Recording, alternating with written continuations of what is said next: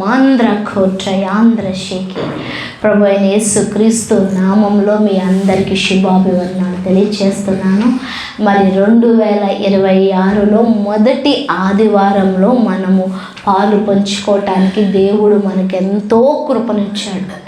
ఎంతోమంది 2025లో ఆగిపోయారు, కానీ దేవుడు ఇక్కడి వరకు మనల్ని నడిపించుకుంటూ వచ్చాడు. ఆయన హస్తాన్ని, ఆయన చెయ్యి పట్టి మనల్ని నడుపుకుంటూ వచ్చాడు. నిజంగా ఆ ఉన్నతమైన ప్రేమను బట్టి, నమ్మకత్వాన్ని బట్టి మనము కృతజ్ఞతలై ఉండాలి. ఈ సంవత్సరం స్తుతి మన జీవితాన్ని మార్చబోతుంది. ఈ సంవత్సరం దేవుడు మనకిచ్చిన ఆయుధం స్తుతి. అందుకే మీరు గమనించారో లేదో, ఈరోజు నేను స్తుతి ఎక్కువ నోట్లోంచి రావటానికి చెప్పమంటూ నేను మీ అందరికీ చెప్పడం జరిగింది. ఏ నోటిలోంచి స్తుతి వస్తుందో వాళ్ళకి అపజయం ఉండదు. ఎవరైతే ఎక్కువగా స్తుతిస్తారో, ఆరాధిస్తారో, దేవుని నామాన్ని కీర్తిస్తారో, దేవుడి నామాన్ని ఉన్నతంగా పైకెత్తుతారో వాళ్లకు అనారోగ్యం ఉండదు. వాళ్ళకి అనారోగ్యం ఉండదు. ఈ సంవత్సరం సజీవులుగా దేవుడు మిమ్మల్ని నడిపించబోతున్నాడు. ఆయుష్తో దేవుడు మిమ్మల్ని నడిపించబోతున్నాడు. ఆయన శక్తితో, బలముతో దేవుడు మిమ్మల్ని నడిపించబోతున్నాడు. నూతనమైన ఆశీర్వాదాలకు కర్తగా దేవుడు మిమ్మల్ని నడిపించబోతున్నాడు. మీ స్తుతి మీకు ఆయుష్ను పెంచబోతుంది. అర్థమవుతుందా? మీకున్న ఆయుష్ కన్నా స్తుతి, మీ నోటి నుంచి వచ్చే స్తుతి, మీ నోటి నుంచి వచ్చే ఆరాధన, మీ నోటి నుంచి వచ్చే అంటే కీర్తనలు, మీరు దేవుడు కీర్తిని గణపరుస్తుంటే మీ ఆయుష్ని మీరు పెంచుకోబోతున్నారు. మీ ఆయుష్ని మీరు పెంచుకోబోతున్నారు. మీ ఘనతను పెంచుకోబోతున్నారు. మీ పరిస్థితులన్నిటినీ మీరు సమాధానంగా మార్చబోతున్నారు. స్తుతి మీకు సంరక్షణగా, అంటే ఒక కవచంగా ఉండబోతుంది. కవచంగా ఉండబోతుంది. మీ నోటిలోంచి వచ్చే స్తుతి, ఆరాధన మిమ్మల్ని రక్షించబోతుంది. ఒక కవచంగా ఉండి మీరు శత్రువుని దాడి చేయటానికి స్తుతే ఆయుధం అవ్వబోతుంది. స్తుతే ఆయుధం అవ్వబోతుంది. అందుకు దయచేసి నోరు తెరిచి స్తుతులు పాడండి. స్తుతులు పాడండి. దేవుడి నామాన్ని మహిమపరచండి.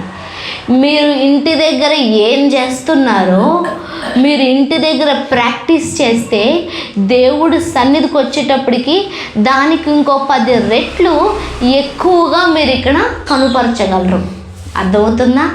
అసలు ఇంటి దగ్గరే నోరు తెరచకుండా, మనము దేవుణ్ణి స్తుతించకుండా, దేవుణ్ణి మహిమపరచకుండా, అసలు దేవుడితో అసలు మాట్లాడకుండా దేవుడు సన్నిధికి వచ్చి ఇక్కడ ప్రాక్టీస్ చేద్దామంటే you can't connect with the God. అర్థమవుతుందా? దేవుడితో కనెక్ట్ అవ్వలేము. అందుకని సోమవారం నుంచి శనివారం వరకు రోజుకు 1 గంట అయినా కానీ ఈ సంవత్సరం మీరు చేయాల్సింది చెప్తున్నాను. రాసుకుంటానంటే రాసుకోండి. అర్థమవుతుందా? రోజుకు 1 గంట స్తుతి, ఆరాధన మీ జీవితంలో ఉండాలి. ఇదే మిమ్మల్ని కాపాడబోతుంది. నువ్వు స్తుతి, ఆరాధన లేకుండా, దేవుడితో సంబంధం లేకుండా, ప్రార్థన జీవితం లేకుండా, నా ఇష్టం, నా రిలేషన్షిప్, లేదంటే నా జీవితం, నా బిజీ అని పోయావనుకో, నేను చెప్తున్నాను, లిటరల్గా ఇక్కడి నుంచి చెప్తున్నాను, you will not have any security. నీకు ఏ విధమైన సెక్యూరిటీ దేవుడి దగ్గర నుంచి ఉండదు. ఎందుకంటే దుష్టుడు అంతగా ప్రబలబోతున్నాడు. టైం చాలా దగ్గరగా ఉంది. టైం చాలా సమీపంగా ఉంది. నువ్వు స్తుతి చేస్తూ దేవుని సన్నిధికి చేరకపోతే, స్తుతి చేస్తూ ప్రార్థన చేస్తూ నువ్వు దేవుడికి దగ్గర అవ్వకపోతే హఠాత్తుగా మరణాలు సంభవిస్తాయి. రియల్గా చెప్తున్నాను, ఇట్స్ ఫ్రమ్ ద లార్డ్. దేవుడి దగ్గర నుంచి వచ్చిన మాట.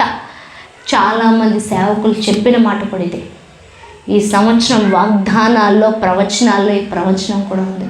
సంఘం చాలా ప్రబలుతుంది, సంఘం చాలా ఎదుగుతుంది, సంఘం చాలా విస్తరిస్తుంది. అట్ ద సేమ్ టైం దేవుడితో సంబంధం లేని వాళ్ళు పిట్టలు రాలిపోయినట్టు రాలిపోతారు, పిట్టలు రాలి. అందుకు ఆ జాగ్రత్తతో నడవండి. దేవుడు కాపాడతాడులే, కృపను చూపిస్తాడంటే నేను చెప్తున్నాను, కృపాకాలం అయిపోయిందండి, క్షమించే కాలం అయిపోయిందంటే అప్పుడు చేశాడు కదా, అప్పుడు క్షమించాడులే. దావీదు ఇంకో తప్పు చేస్తే క్షమించాడు కదా, ఇంకొకరితో పోతే క్షమించాడు కదా, యాకోబు రాహేల్ను ప్రేమిస్తే దేవుడు ఇచ్చాడు కదా. ఆ టైం అయిపోయిందమ్మా, ఆ టైం అయిపోయింది. కట్ షార్ట్, డైరెక్ట్, ఒక్కటే మాట, దేవుడు మాట వింటే బ్రతుకుతావు, దేవుడు మాట వినకపోతే యూ డిడ్ హ్యావ్ సెక్యూరిటీ, దేవుడు కూడా కాపాడలేడు. అలాంటి దినాల్లో ఉన్నాం. అందుకు ప్రతిరోజు జాగ్రత్త. ఇంతకుముందు సంవత్సరాల్లాగా నేను ఉంటాను, తెంగర పనులు చేస్తాను, ఎగతాళిగా ఉంటాను, దేవుడంటే నిర్లక్ష్యం చేస్తాను, ఆదివారం మాత్రమే వస్తాను, ఆదివారం మాత్రమే బైబిల్ చదువుతాను, నా ఇష్టం వచ్చిన మాటలు మాట్లాడతాను, నా ఇష్టం వచ్చిన చోటకి వెళ్తాను, ఎవరికి లెక్క చెప్పను అనే భయం లేకుండా ఉంటే చెప్తున్నాను, నీ లైఫ్ నీ చేతుల్లోనే ఉంది, నీ లైఫ్ నీ చేతుల్లోనే ఉంది. It's a warning call from the God.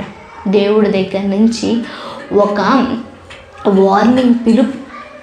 అందుకని నేను అంటున్నాను, దేవుడి సన్నిధిని నిర్లక్ష్యం చేయొద్దు, బైబిల్ని నిర్లక్ష్యం చేయొద్దు, భక్తిని నిర్లక్ష్యం చేయొద్దు, భయం కూడా నిర్లక్ష్యంగా మనం ఉండకూడదు. దేవుడితో ఎంతవరకు ఉండాలో దాన్ని పెంచుకోవటానికే చూడండి. కానీ ఆ ఆదివారం రోజు నేను నా భక్తిని ప్రదర్శిస్తానంటే నేను చెప్తున్నాను, దేవుడు ఒప్పుకోడు. నీ భక్తి ప్రతిరోజు ఉండాలి, నీ భక్తి ప్రతిరోజు ఉండాలి, నీ భక్తి ప్రతిరోజు ఉండాలా. ఇక్కడ చూడండి, మనం చదువుకున్న 55వ కీర్తనలో మాట్లాడుతున్న మాట ఏంటంటే 15వ వచనం. నేను ఊరికిన కూడా నేను మాట్లాడట్లేదు, వచనం చూపించి నేను మాట్లాడుతున్నాను. ఈరోజు దేవుడు ఏమిచ్చాడో దాన్నే బట్టి నేను మాట్లాడుతున్నాను. 55వ కీర్తన 15వ వచనం. వారికి మరణము అకస్మాత్తుగా వచ్చునుగాక, సజీవులుగానే వారు పాతాళమునకు దిగిపోవుదురు గాక, చెడుతనము వారి నివాసములోను వారి అంతరంగమునందును ఉన్నది. ఇది శత్రువుల గురించి మాట్లాడుతున్న మాట కాదు, శత్రువుల గురించి మాట్లాడుతున్న మాట కదా. అందుకే పైన ఉంటుంది చూడండి, నన్ను దూషించువాడు, 12వ వచనంలో, నన్ను దూషించువాడు శత్రువు కాడు, శత్రువైన ఎడల నేను దాన్ని సహింపవచ్చును, నా మీద మిట్టపడువాడు నా యందు పగబట్టినవాడు కాడు, అట్టి వాడైతే నేను దాగి ఉండవచ్చును. ఈ పని చేసిన నీవు నా సహకారివి, నా చెలికాడవు, నా పరిచయుడవు. ఏంటంట?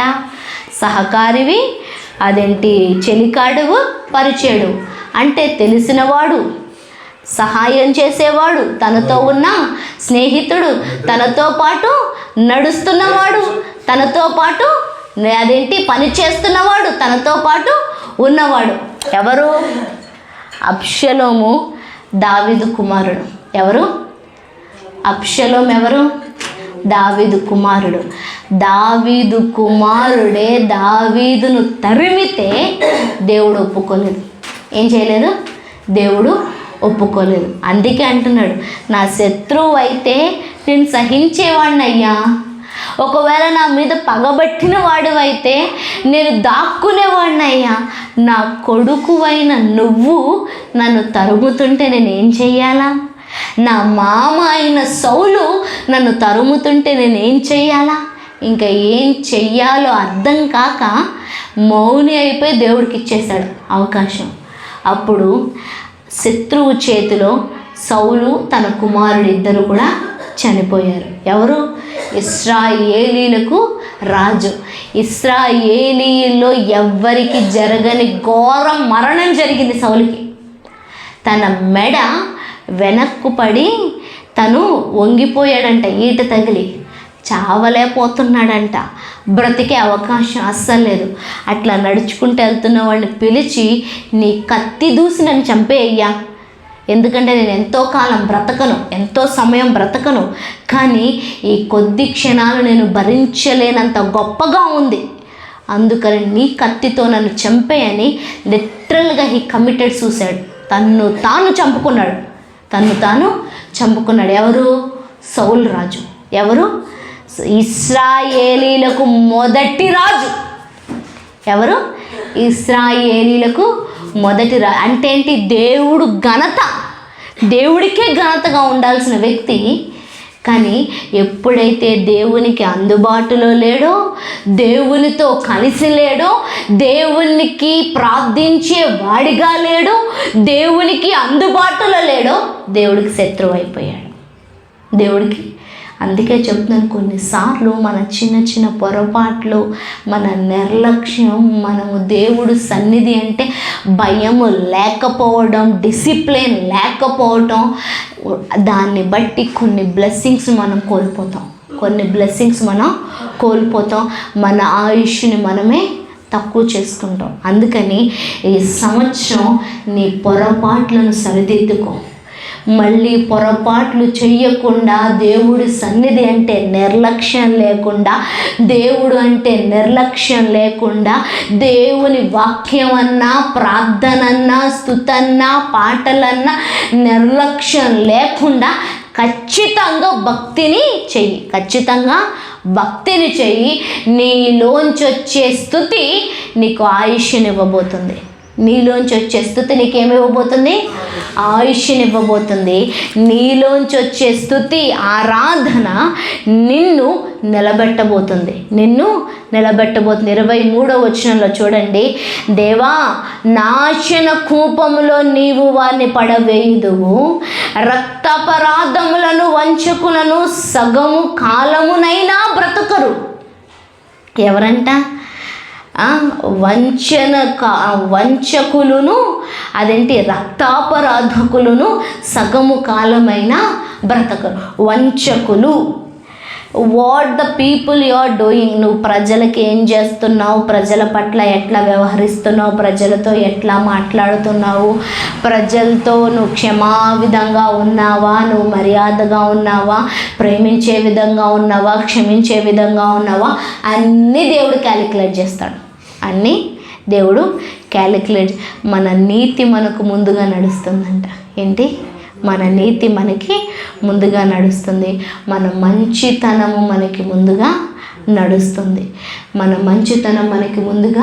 నడుస్తుంది. అందుకని అందరితో సమాధానం గలవారై ఉండాలి. ఎస్, వాళ్ళు మనని గాయపరిచిన అంతెందుకు, కొడుకే దావీదును తరుముతుంటే నోట్లోంచి ఒక శాపం వచ్చినని రాలేదు. కొడుకే తనని చంపాలని పన్నాగాలు పడుతుంటే, తన సింహాసనం మీద కూర్చొని నా తండ్రిని నేను తీసివేయాలని శత్రువులు పంపిస్తుంటే ఏం మాట్లాడాలో తెలియక కూర్చుండిపోతాడు. అంతే, యుద్ధం దేవుడు చేయడం మొదలు పెడతాడు. అందుకనేసి మనము ఎవరిని బాధ పెట్టకూడదు. ఆత్మీయంగా, లేదంటే బంధుత్వంగా కానీ, లేకపోతే నీ ఫ్రెండ్స్ విషయంలో కానీ, ఏ రిలేషన్షిప్ అయినా కానీ ఈ సంవత్సరం నుంచి, ఈ రోజు నుంచి సమాధానంగా నడవండి. ఒకవేళ సమాధానం లేకుండా నిన్ను బట్టి కన్నీళ్లు కార్చారా, లేదంటే నీ నోటి నుంచి వచ్చే మాటను బట్టి వాళ్ళు బాధపడ్డారా, లేదా నీ నోటి నుంచి వచ్చే, లేదా నీ చూపును బట్టి కూడా వాళ్ళు బాధపడ్డారా, అది దేవుడు చూశాడనుకో మనల్ని వాయించేస్తాడు. అందుకని ఈ సంవత్సరం నుంచి అందరితో సమాధానంగా ఉండండి, అందరినీ క్షమించండి, అందరితో ప్రేమగా ఉండండి. అదేంటి? దేవుడు అనుకుంటున్న ఆ లెవెల్లోనికి నువ్వు రావాలా, ఆ దేవుడు అనుకుంటున్న లెవెల్లోకి రావాలి. అందుకే ఇక్కడ అంటున్నాడు, నేనైతే నీ యందు నమ్మిక ఉంచి ఉన్నాను, వారు సగము కాలమైన బ్రతకరు. అంటే ఏంటి? దేవునికి అనుకూలమైన జీవితం జీవించకపోతే సగము కాలం కూడా మనము బ్రతకమంటే ఆయుష్ మనకి ఉండదు. నేనైతే నీ యందు నమ్మిక ఉంచి ఉన్నాను అంటే దానికి అర్థం ఏంటి? నా కొడుకైనా, నా మామైనా, శత్రువులైనా నన్ను తరుముతుంటే నీ హస్తానికి వారిని అప్పజెప్పి నేను నిన్ను ఆరాధిస్తున్నాను, నిన్ను స్తుతిస్తున్నాను అన్న తన జీవితాన్ని దేవుడి మీద నమ్మకాన్ని ఉంచి ఉన్నాడు గనక ముసలితనం వరకు బ్రతికున్నాడు. ఎవరు? దావీదు మహారాజు కొడుకు తనకు వ్యతిరేకంగా ఉన్న కొన్ని రోజులకే చనిపోయాడు, శత్రువుల చేతిలో చనిపోయాడు. తన మామ సౌలు రాజు చనిపోయాడు. అతనే కాదు, దావీదు మీదకి వచ్చిన వాళ్ళందరూ ఎవరు కూడా నిలబడలేదు. ఈరోజు దేవుడు నీతో కూడా అదే మాట మాట్లాడుతూ, నువ్వు స్తుతించేవాడిగా ఉంటే, నువ్వు దేవుడి నామాన్ని మహిమపరిచేవాడిగా ఉంటే, అన్ని సమయాల్లో దేవుణ్ణి కీర్తించేవాడిగా ఉంటే, అన్ని సమయాల్లో దేవుడి నామాన్ని మహిమపరిచేవాడిగా ఉంటే, నీ శత్రువులు నీకు కనబడకుండా చేస్తాడు. నీ అనారోగ్యాన్ని నీకు కనబడకుండా చేస్తాడు. నీకు వ్యతిరేకంగా ఉన్నవారిని, పగవారిని నీ పక్షపు వారిగా చేస్తాడు. నువ్వు ఎవరిని బట్టి గాయపడుతున్నావో, బాధపడుతున్నావో వారిని నీకు ఇక బాధ లేకుండా నీకు అనుకూలుగా చేస్తాడు. ఏం చేస్తాడు? నీకు అనుకూలుగా చేస్తాడు. ఈరోజు నువ్వు చేయాల్సింది ఏంటంటే, నీ నోటిలోంచి స్తుతి ఆరాధన రావాలా. నీ నోటిలోంచి ఏం రావాలా? స్తుతి ఆరాధన రావాలా, కీర్తనలు రావాలా, దేవుడిని మహిమపరిచే మాటలు రావాలా. దేవుడు నీ జీవితంలోంచి ప్రత్యక్షమయ్యేటట్లు నీ జీవితాన్ని నువ్వు కనుపరుచుకోవాలా. నిర్గమకాండము 1వ అధ్యాయము 2వ అధ్యాయాన్ని ఈరోజు మనం చూసుకుందాము. నిర్గమకాండము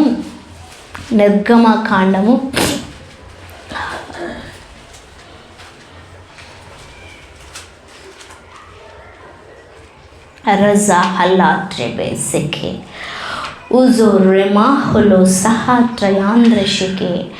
ఐగుప్తులోనికి యాకోబుతో వచ్చిన ఇశ్రాయేలీల పేర్లు ఏమనగా, రూబేను, షిమియోను, లేవి, జూదా, ఇసాకారు, జెబులోను, బెన్యామీను, దాను, నప్తాలి, గాదు, ఆషేరు.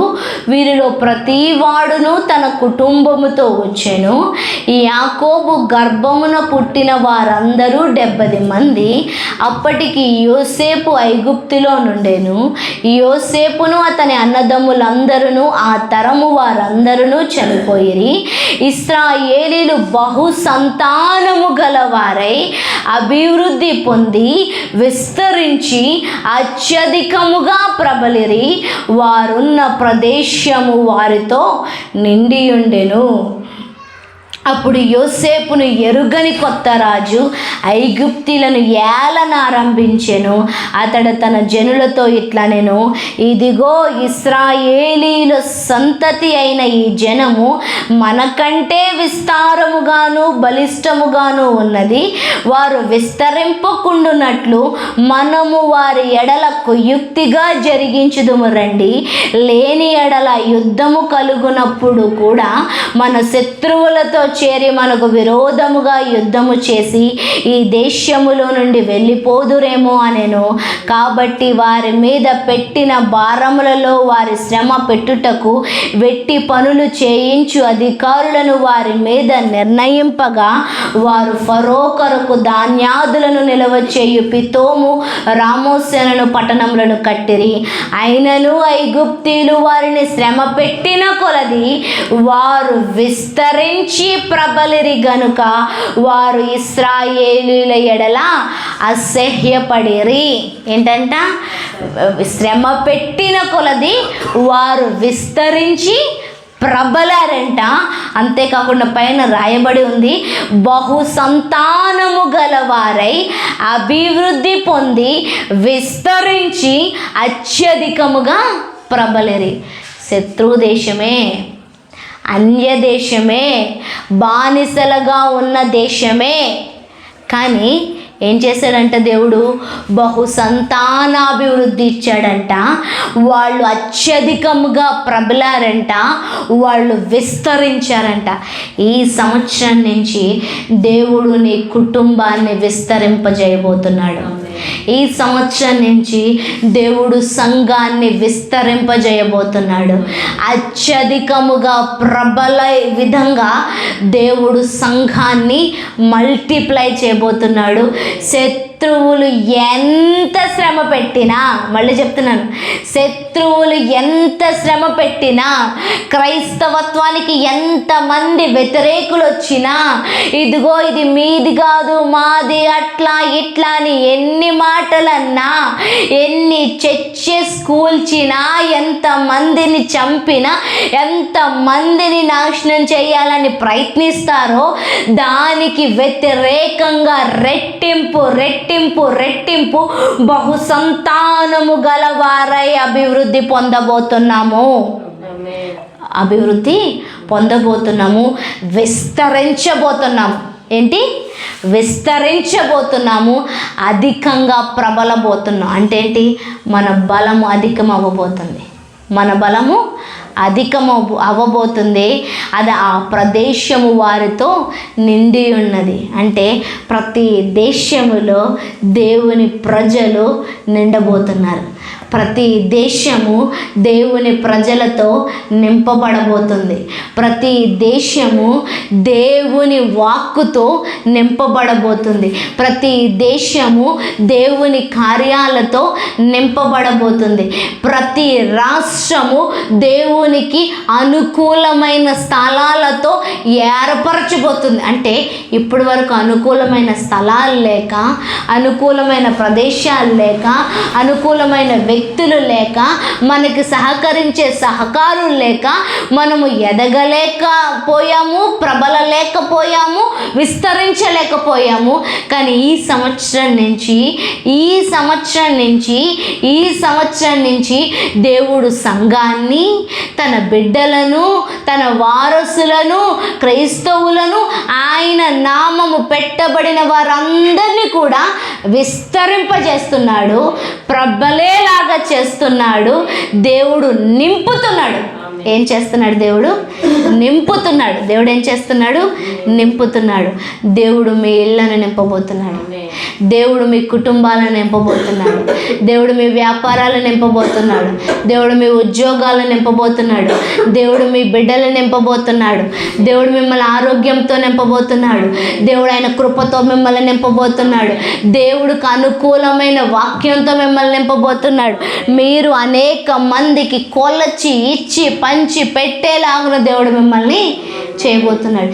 ఎప్పుడైతే మనం సమృద్ధితో నిండుతామో we will start to give. మనం పంచి పెట్టడానికి, ఇవ్వటానికి ఇష్టపడతాం. మన దగ్గర లేనంత కాలం పిసినితనంగానే ఉంటాం. నా దగ్గర 100 రూపాయలు ఉన్నాయి, అవే ఇంక అంతకన్నా ఏం లేదు. ఇప్పుడు నువ్వు 150 అడుగుతున్నావు, లేదంటే 100 అడుగుతున్నావు, లేదంటే 50 అడుగుతున్నావు. ఇప్పుడు నేను రాత్రికి తినాలా, రేపు పొద్దుట తినాలా, తర్వాత ఉంటాయో లేదో నాకు తెలీదు. ఇప్పుడు నువ్వు అడిగిన 50 అయినా 100 అయినా ఎలా ఇవ్వగలను? I can't. లేవని చెప్తాను. లేవు అంటే అది నిజమా అబద్ధమా? నా దగ్గర 100 ఉన్నాయి, 100 అడిగావు, నేను లేవని చెప్పాను అంటే అది అబద్ధమా నిజమా? అబద్ధం. అంటే ఏంటి? అబద్ధాలు కూడా మన నోటి నుంచి వస్తున్నాయి. కానీ నువ్వు దేవునితో సంబంధం కలిగి జీవించటం మొదలు పెడితే, నీ ఆత్మీయ జీవితాన్ని నువ్వు బలపరచుకోవడం మొదలు పెడితే, ఈ సంవత్సరం నుంచి నీకు సరిహద్దులు ఉండవు. అంటే విశాలపరచబడుతూనే ఉంటావు.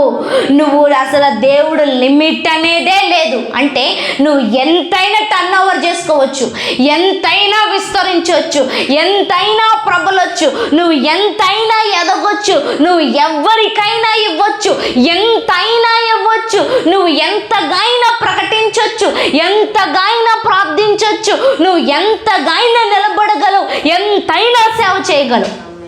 ఈ సంవత్సరం నుంచి ఎంతైనా దేవుడు లిమిట్ పెట్టలే. ఈ సంవత్సరం లిమిట్ పెట్టలేదు. ఈ సంవత్సరం నుంచి నువ్వు సేవ అయినా కానీ, సువార్త అయినా కానీ, ఇచ్చే విషయం అయినా కానీ, ప్రార్థన విషయం అయినా కానీ, మీ వ్యాపారమైనా, మీ ఉద్యోగాలైనా, మీ బిడ్డలైనా, మీ ఆశీర్వాదాలైనా, మానసికంగా, మెంటల్లీ, ఫిజికల్లీ, ఫైనాన్షియల్లీ, స్పిరిచువల్లీ అన్ని విధాల్లో దేవుడు లిమిట్ లేకుండా నిండే విధంగా, పొర్లి పారే విధంగా సమృద్ధితో నడిపించబోతున్నాడు. సమృద్ధితో నడిపించబోతున్నాడు. నేను రోజు గంట చాలయ్యా అని అనుకున్నావు అనుకో, అక్కడికే ఆగిపోతాను నీ ఆశీర్వాదాలు. ఒక పాట 10 సార్లు పాడని చాలయ్యా అని అన్నావు అనుకో, అక్కడికే ఆగిపోతుంది నీ ఆశీర్వాదం, అక్కడికి ఆగిపోతుంది. లేదంటే ఆదివారం ఒక్కరోజు చాలయ్యా, అది కూడా గంటే వస్తాను, లేదంటే ఆదివారం అది కూడా 2 గంటలే వస్తాను అని అనుకున్నావు అనుకో, అక్కడ వరకే ఆగిపోతుంది ఆశీర్వాదం. లేదు అనుకుని రోజుకి నిన్ను నువ్వు రెట్టింపు చేసుకుంటూ రెట్టింపుగా దేవుడి సన్నిధి నిలబడుతూ నువ్వు దేవుడితో ఎక్కువ కనెక్ట్ అయ్యావు అనుకో, అన్ని విషయాల్లో దేవుడు నిన్ను దీవించబోతున్నాడు, అన్ని విషయాల్లో దేవుడు నిన్ను హెచ్చింపబోతున్నాడు. నువ్వు ఇతరులకి ప్రకటించే వ్యక్తి అవుతావు, ఇతరుల జీవితాలకి ఇచ్చే వ్యక్తి అవుతావు, ఇతరులను స్వస్థపరిచే వ్యక్తి అవుతావు, ఇతరులను బాగు చేసే వ్యక్తి అవుతావు. ఆ దేశము వారితో నిండి ఉండెను అంటే నీ జీవితంలో ఏది లోపము లేకుండా, ఏది తక్కువ లేకుండా నిండి ఉండే విధంగా దేవుడు నిన్ను నడిపిస్తాడు. ఏదో బ్లెస్సింగ్ మెసేజ్ నేను మాట్లాడట్లేదు, నీ హక్కుల గురించి మాట్లాడుతున్నాను నేను. అర్థమవుతుందా? ఏదో మీకు వచ్చేస్తుంది అని చెప్పట్లేదు, అసలు నీ పిలుపు ఏంటో మాట్లాడుతున్నాను నేను, నీ స్థానం ఏంటో చెప్తున్నాను, నువ్వు ఉండి ఏలాల్సిన ప్రదేశం ఏంటో చెప్తున్నాను. దేవుడు ఏలే అధికారులుగా మనల్ని పిలిచాడంట. ఎట్లాగా? ఏలే అధికారులుగా మనల్ని పిలిచాడంట. మనం మాట్లాడితే ఎవరైనా లోబడాల్సిందే. ఆఖరికి చీకటి అంధకార శక్తులు కూడా మన మాటకు లోబడాల్సిందే, మన మాటకి లోబడాల్సిందే. యేసుక్రీస్తు ప్రభువారు ఒక ప్రాంతానికి వెళ్తే సేన అనే దయ్యం పట్టినవాడు, అంటే మేము అనేక మంది, అంటే సేన అనే మాటకు 6,000 మంది, ఏంటి 6,000 మంది, ఆ 6,000 దయ్యాలు పట్టినోడు అంటున్నాడు, సర్వోన్నతుడైన దేవుని కుమారుడా, మమ్మల్ని బాధ పెట్టడానికి వచ్చావా? అయ్యా మమ్మల్ని బాధ పెట్టొద్దు, మమ్మల్ని పాతాళంలోనికి పంపించొద్దు అనేసి బ్రతిమలాడుతున్నాడంట, అని బ్రతిమలాడుతున్నాడు. ఆ యేసయ్య అంటే దేవుని కుమారుడు కాబట్టి, సర్వోన్నతుడు కాబట్టి ఆయనకి లోబడ్డాయండి అని అనొచ్చు. పౌలు ప్రతి ప్రాంతంలో వెళ్తుంటే ప్రతి దయ్యం పట్టిన వ్యక్తి కూడా అదే మాట మాట్లాడాడు. ప్రతి దయ్యం పట్టిన వ్యక్తి కూడా పౌలుని చూసి, నువ్వు దేవుని కుమారుడవు, దేవుని ఆత్మ గలవాడవు, మమ్మల్ని పంపించొద్దు, మమ్మల్ని బంధించొద్దు అని పౌల్ని చూసి కూడా అదే దయ్యాలు అరిచాయి, అదే దయ్యాలు అరిచాయి. కొన్ని దయ్యాలు ఏం చెప్తున్నాయి తెలుసా? కొన్ని స్కేవ కుమారులు అంటే యేసు నామంలో పో అని అంటే, మాకు యేసు ప్రభు ఎవరో తెలుసు, పౌలు ఎవరో మాకు తెలుసు, నువ్వు ఎవడివిరా అనేసి బట్టలు ఊడదీసి మరీ కొట్టాయంట కొన్ని దయ్యాలు. అర్థమవుతుందా? ఏం చెప్తుందని అర్థమవుతుందా? దేవుడు ఎరిగిన బిడ్డలకి దయ్యాలు చూసినప్పుడు ఆ దయ్యాలకి దేవుడు ఎరిగిన బిడ్డలు ఎవరో తెలుసు, వాళ్ళకు లోబడతాయి, వాళ్ళకి లోబడతాయి. దేవుడితో సంబంధం లేకుండా, దేవుడి మాట లేకుండా, స్తుతి ఆరాధన లేకుండా, ఆదివారం మాత్రమే బైబిల్ చదువుతాను, ప్రార్థన చేస్తాను, అప్పుడు మాత్రమే నేను చర్చికి వెళ్తాను, అప్పుడు మాత్రమే దేవుడి ముఖాన్ని చూస్తాను, ఆరాధన చేస్తాను అని అప్పుడప్పుడు క్రైస్తవులుగా మనం ఉన్నామనుకో, దయ్యాలు తిరిగి మనల్ని కొట్టడం మొదలెడతాయి. అర్థమవుతుందా? ఇప్పుడు వరకు అనారోగ్యంతో బాధింపబడ్డావేమో, ఇప్పుడు వరకు పొరపాట్లు నిర్లక్ష్యం చేసి దుష్టుడి చేత దెబ్బలు తిన్నావేమో, కానీ ఇప్పుడు నువ్వు తిరిగి కొట్టాల్సిన సమయం, ఇప్పుడు నువ్వు తిరిగి బంధించాల్సిన సమయం, నువ్వు తిరిగి వాడిని పాతాళ లోకానికి పంపించాల్సిన సమయం, నువ్వు తిరిగి వాడిని వాడి ప్రదేశంలో అనగదొక్కాల్సిన టైము. నువ్వు అనారోగ్యంతో బాధపడ్డానికి కాదు, ఇప్పుడు నువ్వు రివెంజ్ తీసుకోవాల్సిన టైం. ఎట్లా? నీ ఆయుధం ఏంటి? స్తుతి ఆరాధన, వాక్యము, ప్రార్థన. దేవుడు ఇంకేదో చేయమని చెప్పట్లే.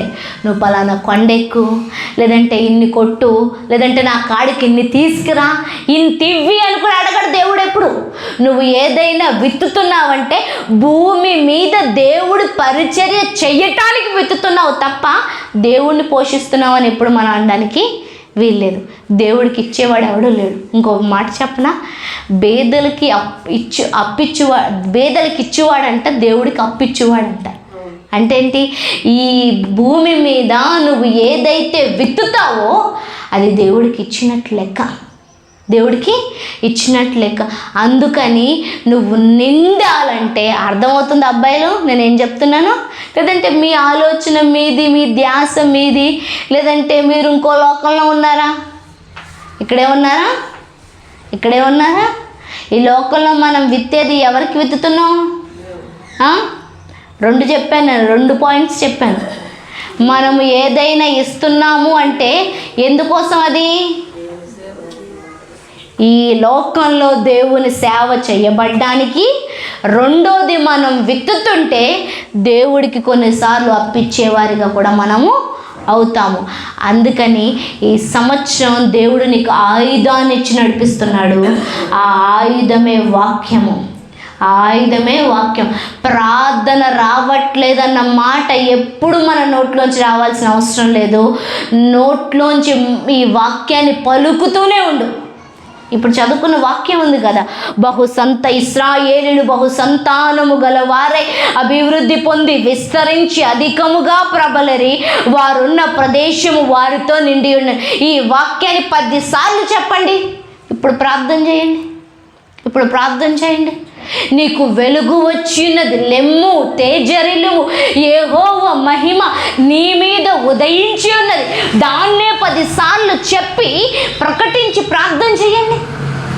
ఆ బ్లెస్సింగ్ నీ మీద కనబడుతుంది.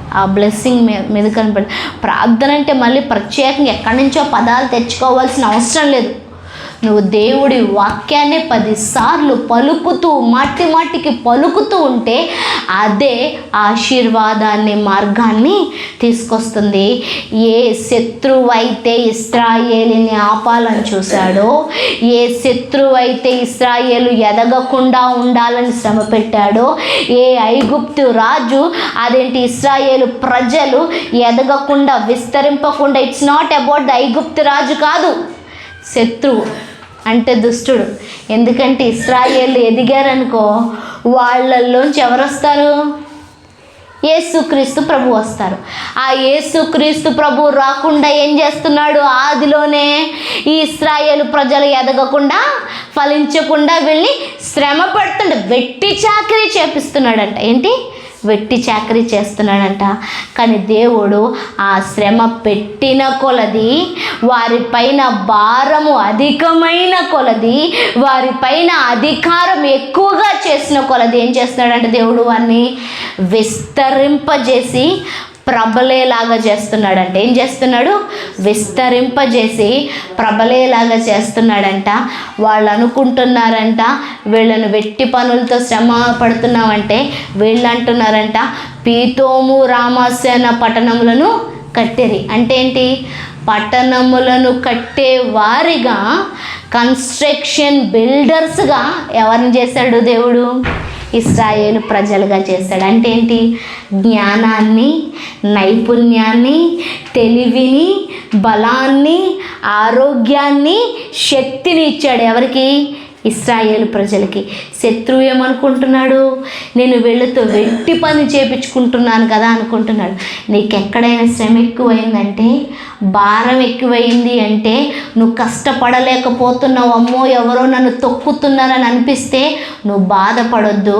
దీంట్లో జ్ఞానం దయచే ప్రభు అని అడుగు, దీంట్లో శక్తిని దయచే ప్రభు అని అడుగు, దీంట్లో నాకు ఓపికను దయచే ప్రభు అని అడుగు, దీంట్లో ఆరోగ్యం దయచే ప్రభు అని అడుగు. దేవుడు నిన్ను గొప్పవారిగా, కట్టేవారిగా చేయబోతున్నాడు.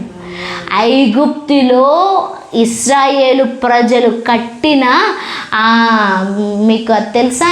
ఈజిప్ట్ ఏమంటారు వాటిని?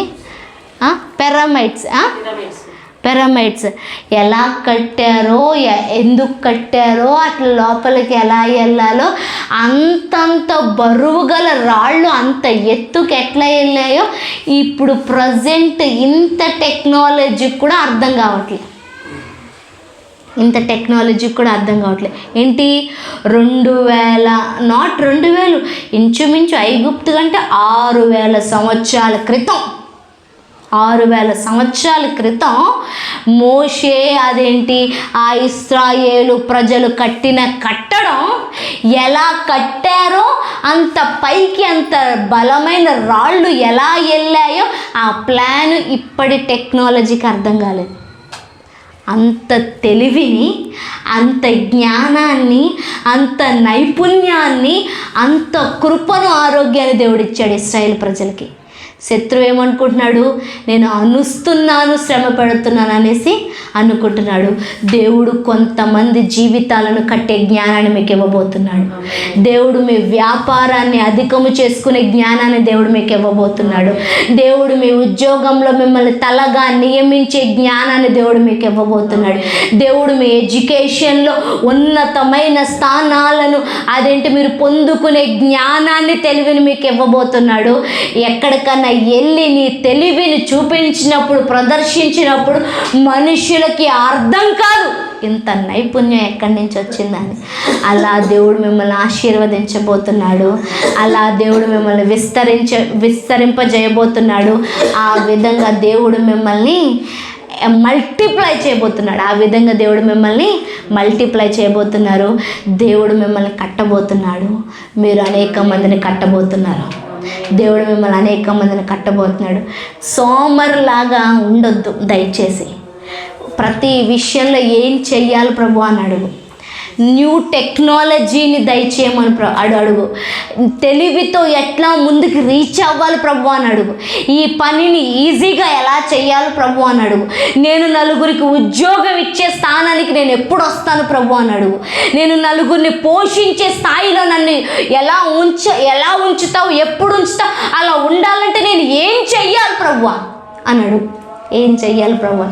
దేవుడు నీకు నూతనమైన ఆలోచనలు ఇస్తాడు. నూతనమైన ఆలోచనలు ఇస్తాడు. నీ తెలివి, నీ జ్ఞానము నిన్ను మాత్రమే కాదు, నీకు మంచి పేరును మాత్రమే కాదు, మంచి కీర్తిని మాత్రమే కాదు, ఉన్నతమైన స్థానం మాత్రమే కాదు, కొంతమంది జీవితాలను నిలబెట్టేదిగా చేయబోతుంది.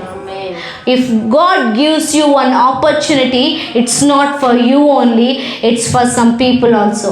ఒక అవకాశం దేవుడు నీకు ఇస్తున్నాడంటే అదేదో నువ్వు సంపాదించుకొని నువ్వు హెచ్చింపబడ్డానికి కాదు, నువ్వు కొంతమందికి నీ వెలుగును చూపించి వారికి పంచి వారిని దేవుడి యొద్దకు చీకటిలోంచి వెలుగులోకి తీసుకురావటానికి, చీకటిలోంచి వెలుగులోనికి తీసుకురావటానికి యోసేపును ఎరుగని కొత్త రాజు ఐగుప్తుని ఏల ప్రారంభించెను. ఏంటి? ఐగుప్తునంట యోసేపుని ఎరగని రాజు పరిపాలించటం మొదలుపెట్టాడంట. అందుకని శ్రమ మొదలైంది. ఈరోజు మన చుట్టూన్న వ్యక్తులు దేవుడు ఎరగని వారు కాబట్టి, దేవుడు అంటే తెలియదు కాబట్టి, క్రైస్తవులు పూజించే దేవుడి శక్తి తెలియదు కాబట్టి అనవసరమైన మాటలన్నీ మాట్లాడతారు. మన అనవసరమైన మాటలన్నీ తిరిగి మాట్లాడాల్సిన అవసరం లేదు. దేవుడి గురించి ప్రకటిస్తే చాలు. మళ్ళీ చెప్తున్నాను, చెత్త చెదారం మనం మాట్లాడాల్సిన అవసరం లేదు. నీ దేవుడు గొప్పతనాన్ని చెప్పు. యోసేపుని ఎరుగని రాజు వచ్చాడు కాబట్టి యోసేపు సంతానాన్ని శ్రమ పెట్టడం మొదలుపెట్టాడు. ఈరోజు నువ్వు దేవుడు ఎరగని వారిగా ఉన్నావు అనుకో, దేవుణ్ణి ప్రకటించని వాడిగా ఉన్నావు అనుకో, ప్రార్థించని వాడిగా ఉన్నావు అనుకో, శ్రమ మొదలవుతుంది. శ్రమలో దేవుడు సహాయం ఉండదు.